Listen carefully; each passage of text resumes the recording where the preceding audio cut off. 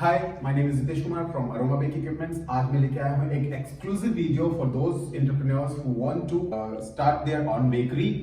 And आज हम बात करेंगे इस वीडियो में डू और डोंट के बारे में, जिससे आपकी बेकरी एक नेक्स्ट लेवल पे रन करेगी, एक नेक्स्ट लेवल पे पहुंचेगी और जिससे आप अपनी बेकरी बिजनेस में ग्रोथ पाओगे। सो हम आगे इस वीडियो में बात करेंगे। इससे पहले हम जानते हैं कि हम इसमें क्या क्या टॉपिक कवर करेंगे।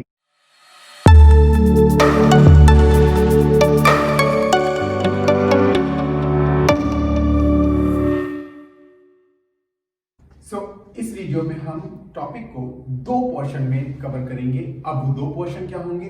पहला पोर्शन होगा कि जब आपको बेकरी ओपन करनी है, आपने बेकरी ओपन कर ली, उस वक्त ओपन करने से पहले जो चैलेंजेस आते हैं, जस्ट लाइक आपको कौन सी मशीन लेनी है, किस तरीके से शेफ रखने हैं, कौन सी मशीन परचेज करनी चाहिए, किस टाइप की मशीन परचेज करनी चाहिए, किस टाइप का इंटीरियर होना चाहिए, किस टाइप का आपको एक्सपेंडिचर करना चाहिए, किस टाइप से इन्वेस्टमेंट करनी चाहिए, ये सारा हम बताएंगे फर्स्ट टॉपिक में। सेकंड टॉपिक में जब आपने अपनी दुकान यानी फर्स्ट टॉपिक वाला कवर अप कर लिया, आपने अपनी शॉप ओपन कर लिया, आपने मार्केट में स्टैब्लिश कर लिया और आपका एक ब्रांड नेम हो गया, बट कस्टमर कहां से आएगा, तो उस चीज को कवर अप करेंगे हम सेकंड पोर्शन में कि क्लाइंट कैसे लाए, क्लाइंट तक पहुंचेगा। क्लाइंट हमारे तक पहुंचे ना पहुंचे, पर हमें क्लाइंट तक जरूर पहुंचना है, क्योंकि क्लाइंट तक अगर हम पहुंच गए तो क्लाइंट हमारे तक ऑटोमेटिकली पहुंच जाएगा। तो हम ये चीज कवर करेंगे सेकंड टॉपिक में और आपको ये भी बताएंगे कि इसमें क्या क्या प्रॉफिट है इसको करने से।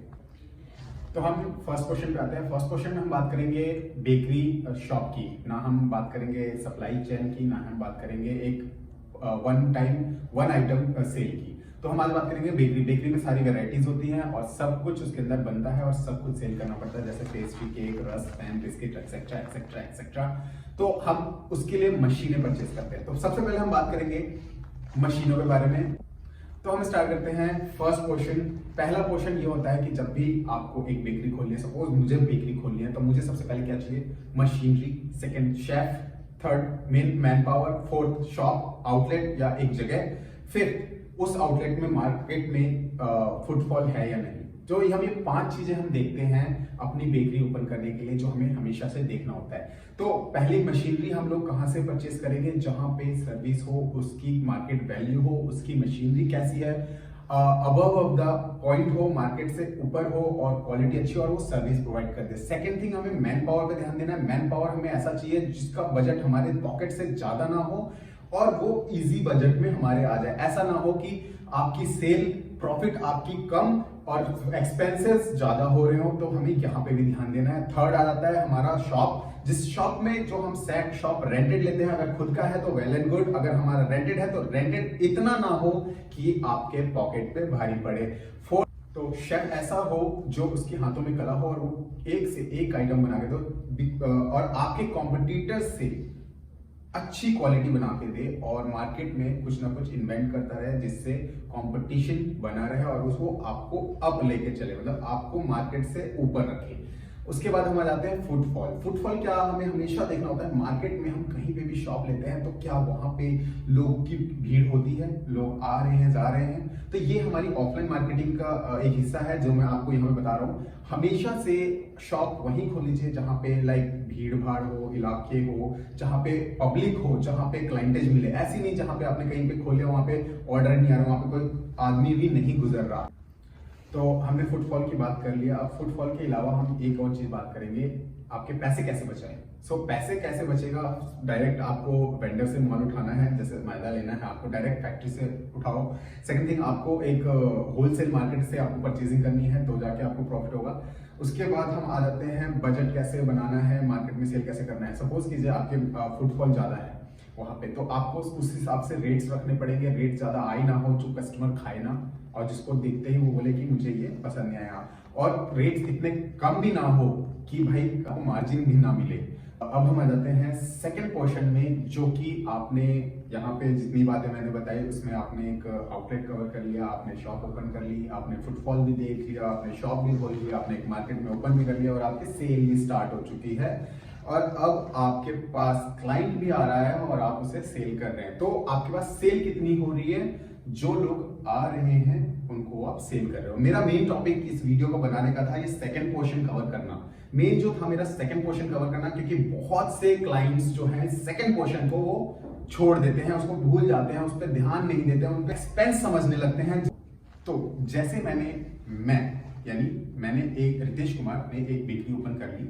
अब वहां पे मैंने अच्छे काउंटर लगा लिए, अच्छे मैंने डिजाइन कर लिए, सिटिंग भी कर ली, जहां पे आके आपको एम्बियंस वाव है, आपकी जगह इतनी अच्छी है जहां पे कोई भी आना चाहता है, कोई भी बैठना चाहता है और आपके प्रोडक्ट को टेस्ट करना चाहता है। आपके प्रोडक्ट भी 101% बेस्ट है, बट क्या आपके पास क्लाइंट जो है वो सिर्फ ऑफलाइन, मतलब जो वहां से गुजर रहे हैं, जो आ रहे हैं, जा रहे हैं, जो दोस्त फ्रेंड जो रिकमेंड कर रहे हैं, माउथ टू माउथ पब्लिसिटी जो हो रही है, वो क्लाइंट्स है। अब उन क्लाइंट का क्या, जो कल बैंगलोर से दिल्ली आने वाला है, और अगर आपकी शॉप दिल्ली में है और बैंगलोर से दिल्ली आने वाला है और उसको बेकरी में केक चाहिए, वो तो आपको नहीं जानता।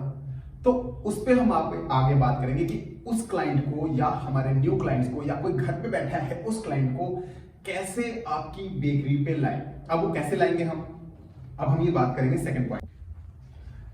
पहली टेक्निक ये है कि जब आपने अपनी बेकरी ओपन कर ली, आपने सेटल कर लिया, तो आप अपनी जगह छोड़ दो, अपनी बेकरी छोड़ दो, आप बस आराम से बैठ जाओ। बैठना नहीं मतलब ध्यान देना है, बट लेकिन आपको शॉप छोड़ देनी है, वो प्लेस छोड़ देनी है जहां पे आपको 24 घंटे बंधा रहना पड़ता था, सोचना पड़ता था उसके बारे में, आपको सेल कैसे आएगा, क्लाइंट को हैंडल करना था, वो छोड़ दो। उसके लिए आप एक लड़का हायर करो। अब आपको क्या करना है, वो मैं टेक्निक बताने जा रहा हूं जो मैं तब से इस वीडियो को कवर अप करते आ रहा हूं। पहली चीज, जब आपने शॉप छोड़ा तो अब आपको क्या ध्यान देना है, ऑनलाइन मार्केटिंग, जो आज के टाइम में बहुत जरूरी है। और इस कोरोना काल में ऑफलाइन मार्केटिंग गायब हो चुकी है, खत्म हो चुका है।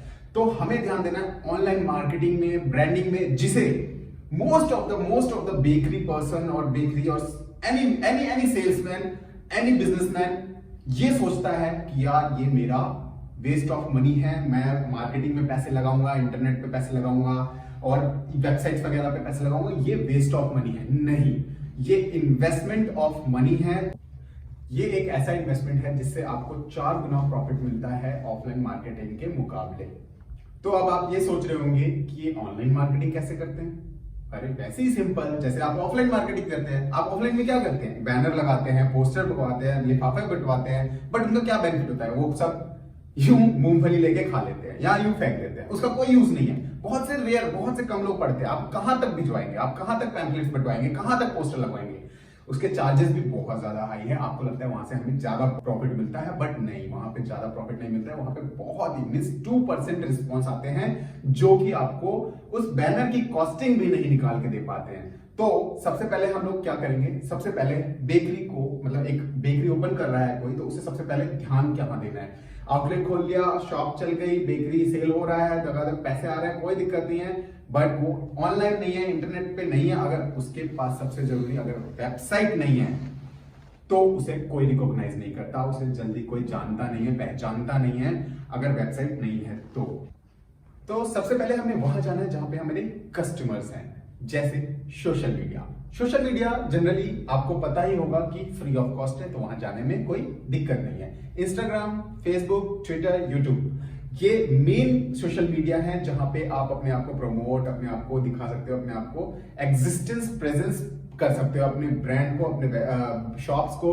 तो आपको क्या करना है, इंस्टाग्राम और फेसबुक पे बिजनेस अकाउंट क्रिएट करना है, जहां पे आप अपने प्रोडक्ट को शो करेंगे, अपने फोटोशूट्स करेंगे, अपने लाइव किचन को शो अप करेंगे, रील्स बनाएंगे, अपने प्रोडक्ट के हाइजीन्स वगैरह वीडियोस बना के आप डालेंगे, आप किस तरीके से प्रोडक्ट सेल आउट कर रहे हैं, कैसी क्वालिटी आप प्रोवाइड कर रहे हैं, आप वहां पे पोस्ट करेंगे इंस्टाग्राम पे। इससे क्या होगा, इससे जो कस्टमर है इंस्टाग्राम पे, जो रात दिन उसी में लगे रहते हैं और पिक्चर्स वगैरह सर्च करते हैं, कोई बेकरी भी सर्च करता है, तो वो आप उनको दिखेंगे कि हाँ ये बेकरी आपको वहां पे दिख जाएगी, जिससे आपके क्लाइंटेज बढ़ेंगे और आपको जल्द ही रिस्पॉन्स मिलेगा, जिससे आपको बेकरी बिजनेस में प्रॉफिट होगा, फायदा होगा। और आपको जस्ट इसमें क्या करना है, आपको अपना इंस्टाग्राम प्रोफाइल और फेसबुक प्रोफाइल को मेंटेन करना है।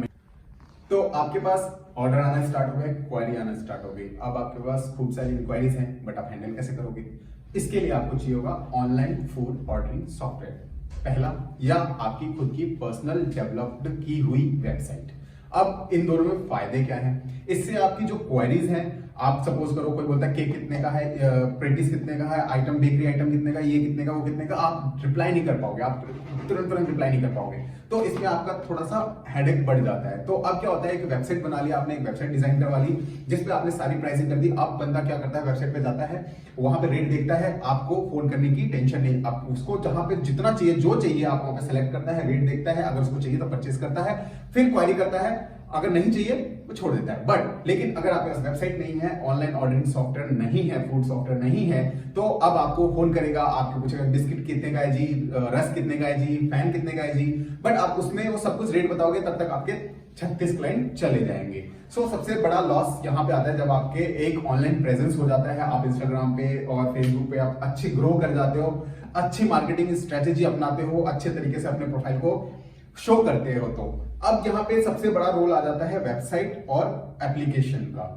फूड ऑर्डर एप्लीकेशन का। अब इनमें एक और बेनिफिट है, आप एक वेबसाइट नहीं बनवाते हैं सपोज कीजिए, या आप एक एप्लीकेशन नहीं परचेस करते हैं। अब ये डायरेक्ट मीडियम था आपसे स्टोर से कनेक्ट होने का, अब हम इसे साइड रख देते हैं। आपने ना वेबसाइट बनाई ना फूड ऑर्डर एप्लीकेशन बनवाया। अब इससे क्या लॉस होगा आपको मैं अभी बताने वाला हूं।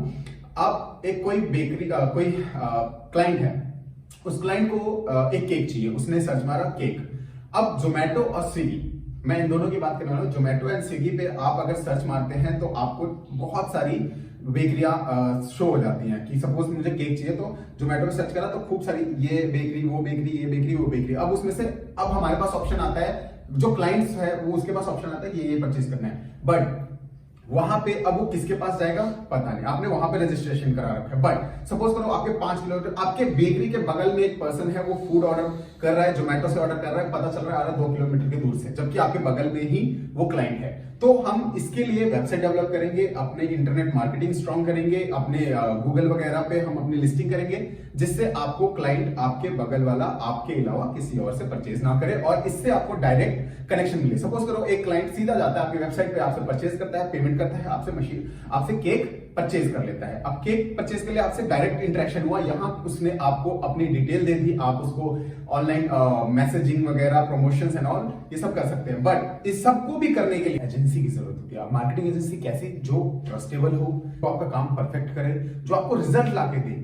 आपके पैसे वहां वेस्ट ना हो। तो हम अप्रोच कर सकते हैं वेबक्लॉक्स को, वेबक्लॉक्स प्राइवेट लिमिटेड कंपनी को, जो कि बहादुरगढ़ में है, और ये फूड इंडस्ट्रीज को सर्विसेज प्रोवाइड करती है, जैसे SEO, website application, food applications, online ordering softwares. So ये सारे ये लोग डिजाइन करते हैं, प्रोवाइड करते हैं और मार्केटिंग में यूज करते हैं। आपको प्रॉफिट गेन होता है, जिससे आपको क्लाइंटेज बढ़ते हैं, जिससे आपका सर दर्द कम होता है, आपके पेन कम होते हैं और आपको ऑर्डर्स मिलते रहते हैं। और ये जो वेबक्लॉक्स हैं मैं जिनकी बात कर रहा हूं, इन्होंने ही मेरी वेबसाइट डिजाइन की है, मेरा सारा सोशल मीडिया यही संभालते हैं, और जिससे मैंने अब तक काफी अच्छे फॉलोअर्स और क्लाइंटेज पाई हैं। और आप लोग भी इनको अप्रोच करें, और इनसे अगर आप काम करना चाहते हैं तो इनका कॉन्टेक्ट नंबर और सब कुछ इनके वेबसाइट्स पे है, आप इन्हें अप्रोच कर सकते हैं।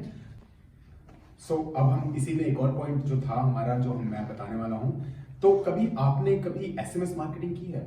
एसएमएस मार्केटिंग क्या होता है? एक रिकॉल होता है कि आपको नंबर दिया, ईमेल आईडी दिया और अपनी एड्रेस वगैरह दे दिया, उसने अपनी एनिवर्सरी नोट करवा दी, अपना बर्थ डेट नोट करवा दिया, उसने अपने फैमिली के बर्थ डेट नोट करवा दिया। आपको ये सब मेंटेन करना है। आपको क्या करना है, जस्ट आपको एक दिन पहले वो मैसेज शूट कर देना है। आपको एक सॉफ्टवेयर डिजाइन करके, जो मैंने अभी बताया वेबक्लॉक्स के बारे में, उनसे सॉफ्टवेयर ले लो, उनके डेट ऑफ बर्थ नोट कर दो उसमें और उनके नंबर फीड कर दो। आपके बर्थडे आने से पहले उनके पास एक मैसेज चला जाएगा, जिससे आपको वो क्लाइंट के पास आ जाएगा, ओ इस बेकरी ने मुझे मैसेज किया, ओके सो अब मुझे केक लेना है तो मैं इसको अप्रोच कर दूंगा। समटाइम्स क्या होता है, क्लाइंट रास्ते में चल रहा है या नेट से निकाला, आपकी ब्रांड वैल्यू नहीं, आपकी वेबसाइट्स को देखते हुए आपको ऑर्डर कर देता है, बट वो आफ्टर सम टाइम वो आपकी बेकरी रिकॉल नहीं कर पाता। तो इसके लिए हमें क्या करना होता है, हमें एसएमएस मार्केटिंग करती है, जिसके कारण वो कस्टमर को रिकॉल हो जाती है, आपकी बेकरी, आपकी सर्विस, आपका टेस्ट, आपसे जो परचेज किया था उसने प्रोडक्ट, वो तो उससे क्या होता है, आपका जो रिपीट कस्टमर आ जाते हैं, ये हमारा डबल इंक्रीज कर देता है आपका सेल पॉइंट। तो एक एसएमएस मार्केटिंग भी बहुत इंपॉर्टेंट है, जो हमें ध्यान रखना है जब हम अपनी एक बेकरी सेटअप कर लेते हैं। अगर हम ये बेकरी सेटअप के साथ साथ जो मैंने अभी सेकेंड पॉइंट जो कवर अप किया है, जो बताया है, अगर आप इसको फॉलो अप कर ले, इस चीज को ध्यान में रखें और इस चीज को फॉलो करें, तो आपकी बेकरी बूम होने से कोई नहीं रोक सकता। इवन आप भी इमेजिन नहीं कर पाओगे कि इतनी अच्छी सेल कैसे हो गई। बस आपको ये सारे स्टेप्स फॉलो करने हैं और इसके साथ आपको आगे बढ़ना है, क्योंकि आज के टाइम पे ये कोविड के बाद सारी मार्केटिंग चेंज हो चुकी है। जो पहले ऑफलाइन थी अब वो ऑनलाइन हो चुकी है, और ऑनलाइन में ही आज के टाइम पे पैसा है, बिजनेस है और क्लाइंट है। सारे क्लाइंट अब इंटरनेट पे आ चुके हैं। पहले के मुकाबले इंटरनेट यूजर बहुत ज्यादा हाई हो चुके हैं, ये आपको भी पता है और सभी को पता है।